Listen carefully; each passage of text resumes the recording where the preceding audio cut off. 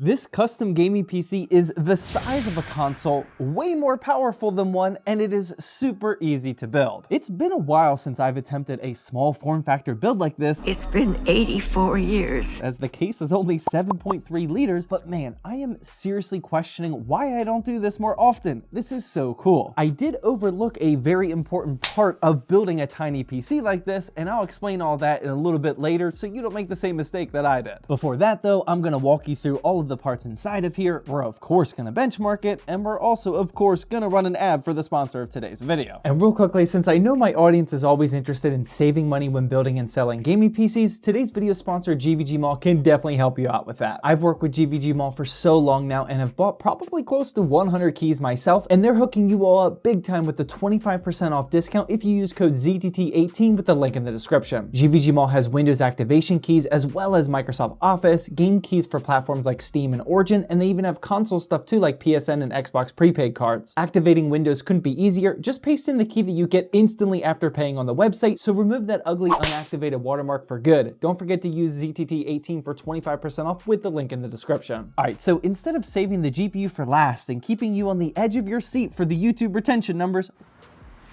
oh, you almost had it.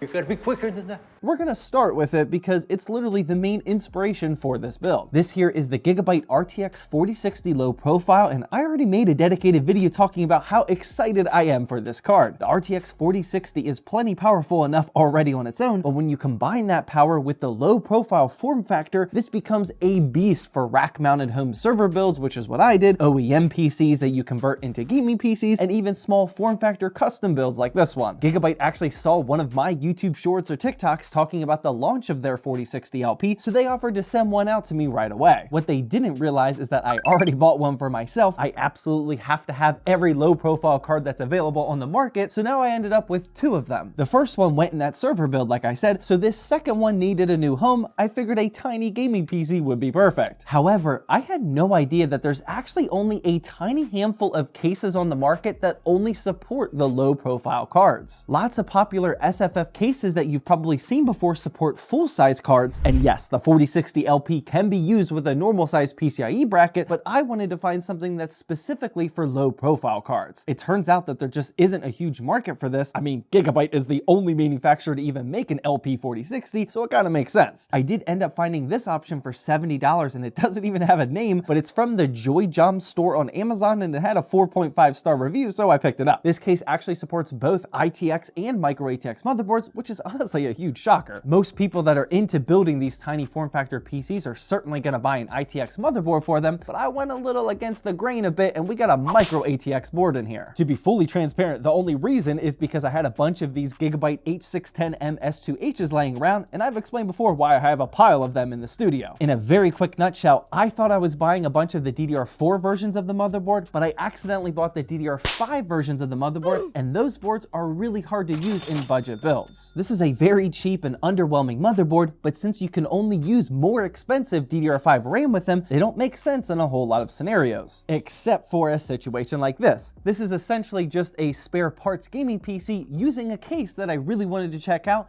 and also a graphics card that I'm in love with. So to go along with that, we also have some more spare parts in here, such as this Crucial Pro DDR5 RAM kit that's 2x24 gigabytes and clocked at 5600 megahertz, and I also used the only SSD that I had laying around as well. This is a SanDisk A400, and it's only a 512 gigabyte Gen 3 drive, but again, we're just putting together spare parts here. Now, one thing that I didn't have on hand for this build is a power supply, and that's because for this case, you need a Flex PSU, and I'm gonna be honest, I had no idea what a Flex PSU was before I even started this thing. What the hell is even that? A Flex power supply is a very unique design, and I don't think this is a super popular option even for the smaller builds. They make a few different models ranging from just a few hundred watts all the way up to 600 watts or so, and I found this 350 watt version that was fully modular and had decent reviews. 350 watts is in fact enough for a system like this, and the modular cables will definitely help inside a small form factor case. Apparently these Flex PSUs are used in things like industrial control equipment, industrial computers, surveillance systems, and a few other devices, so as you can expect, I couldn't find a whole lot of information about them in terms of PC gaming, but I gave it a shot and we didn't find any issues. And finally, the last part we had to throw in here was of course the CPU. This one I didn't have on hand as well, but since we were stuck with an H610 motherboard, 48 gigabytes of DDR5 and an RTX 4060, I feel like a $148 Intel i5-12400F was the way to go. The 12400F and 4060 is already a proven combination for really solid 1080p gaming, and this 12400F does come with a CPU cooler, which is good enough in most situations. Not this situation though. Our CPU was getting temperatures consistently above 90 degrees with the stock cooler. Yikes.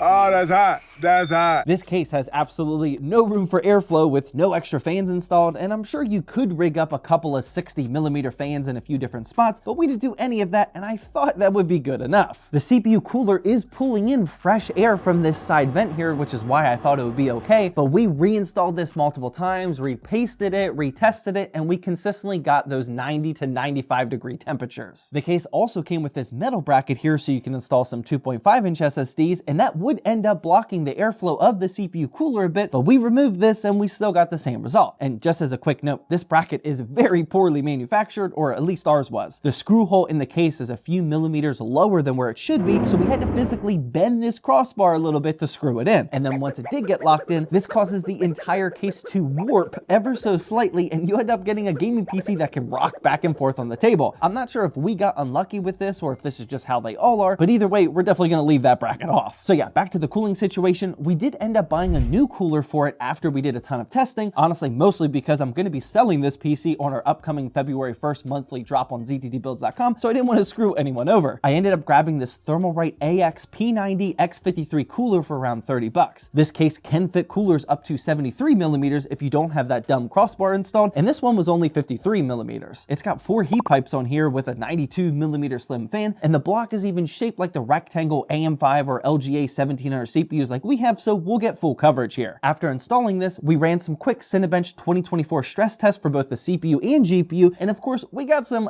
big results. After just a 10-minute test, the CPU maxed out at 97 degrees with the stock cooler, again, which we repasted and reseated multiple times, but after the upgrade, it only maxed out at 77 degrees. I certainly expected a decent difference, but not one by 20 degrees. The stock cooler for the 12400F is typically fine, but I guess that's not true with a case that doesn't have an optimal airflow setup. It's a big no-go in something like this. We also tested the GPU temperatures, but we got no difference in the testing here. The max it ever peaked was 75 degrees, which you love to see. So now let's jump into the benchmarking, and first we fired up 3D Mark's TimeSpy, of course, and this small little form factor build cranked out a score of 10,412 for about an $800-ish build. Again, this isn't a build guide, it's just a spare parts build. This is actually a pretty solid score. For a reference point, my $750 brand new gaming PC build guide that I made specifically for the launch of Modern Warfare 3 scored slightly under that, and inside that build was a normal size RTX 4060 and a Ryzen 5 5600. Next up, we'll move into some games, and speaking of Modern Warfare 3, we'll start with that. We put the settings at 1080p and balanced and got 136 FPS, which is great for those of us trying to utilize a 144Hz or higher monitor. Next up was Assassin's Creed Mirage, and with 1080p high settings, we got 116 FPS. You could definitely put these settings at ultra if you wanted to. Starfield's a bit different of a story though. With 1080p and high settings, we did enable DLSS just to take advantage of it, and we got a very smooth and playable 80 FPS. Definitely not getting 1080p ultra with this one though. And here's the rest of the games that we tested. Absolutely all of these titles can be played with 1080p high settings, or even better because of the RTX 4060. And just in case you missed it, whenever this 4060 LP came out, not only did I install it in my home server build like I said earlier, but we also benchmarked it head-to-head against a normal size RTX 4060, and the results were literally the exact same. Gigabyte isn't sacrificing any performance or even cooling with this tiny little card, and honestly, this is just why I love the low-profile GPU market so much. I definitely wish more case manufacturers would come up with more options just for the low-profile cards, but for now, it's mostly just for server builds, OEMs, and random JoyJom Amazon stores like this one. And if you do want to check out that 4060 LP server build that I keep talking about, then feel free to click the video that's on the screen now.